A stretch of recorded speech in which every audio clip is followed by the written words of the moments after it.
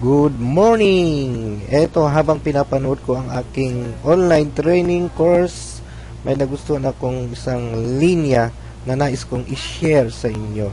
So ito, samahan nyo ako, panoorin natin. Ito, panoorin natin. Gusto kong ikwento sa'yo.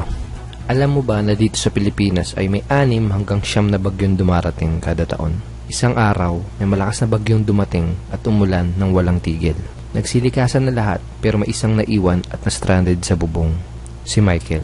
Sobrang kaba niya na baka yun na yung huling araw niya, kaya ang ginawa niya, nagdasal siya ng mataimtim. Habang nakatingin sa langit, pinagdasal niya na sana ay maligtas siya at sana bigyan pa siya ng pangalawang buhay. Pagkatapos ng ilang minuto, may dumating na bangka na may 3 lalaki na nakasakay. Niyaya siya ng mga lalaki na sumakay para lumikas. Pero tumangging sumama si Michael at ang sabi niya, mauna na kayo dahil ililigtas ako ni Lord. Isang oras ulit ang dumaan at may dumating naman na isang lifeboat. Ang sabi ng mga tao sa lifeboat, sumakay ka na, kasya pa ang isa, lumikas na tayo. Tumanggi ulit siya at ang sabi niya, mauna na kayo, ililigtas ako ni Lord. Lalong lumakas yung bagyo at halos aabot na yung baha sa bubong ng bahay. Sumunod na dumating ay isang helicopter. Ang sabi ng mga tao sa helicopter, sumakay ka na, aapaw na yung tubig.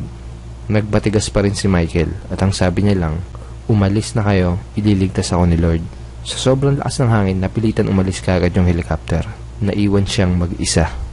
After pa ng ilang oras, tuluyan nang umapaw yung tubig baha. Nalunod at namatay si Michael. Naku, kawawa Pagdating niya sa langit, ang unang sumbat kaagad niya ay, Lord, nagdasal ako ng mataimtim.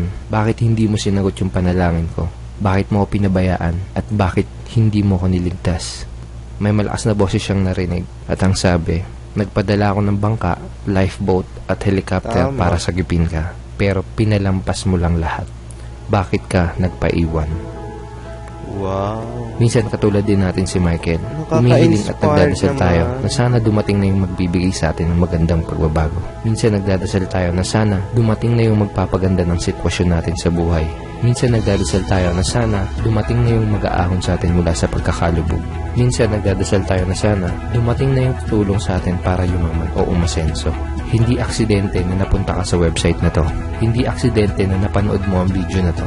Ngayon na nakita mo na to, isang posibleng sagot sa mga hiling at dasal mo. Ang tanong, sasakay ka ba o palalampasin mo lang dito? Yan ang tanong sa'yo. You can visit me at laging tandaan, pag ayaw, maraming dahilan. Pag gusto, maraming paraan. A plan without action will always be a dream.